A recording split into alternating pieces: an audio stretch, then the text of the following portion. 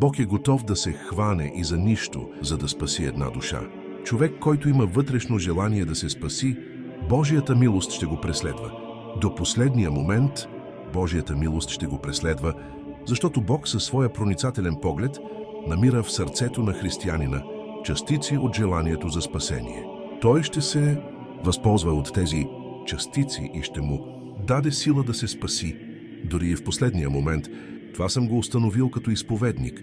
Случвало ми се да присъствам на леглото, на умиращия и в последния час, когато душата излизаше, да видя това велико спасение в 11-тия час.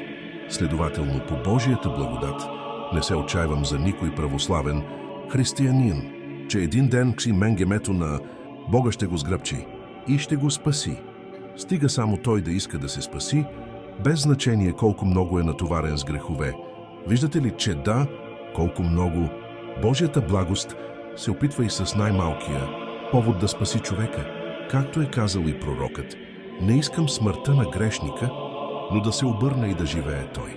Ето защо добрият Бог е дълготърпелив и ни чака, докато се покаем, за да се спасим.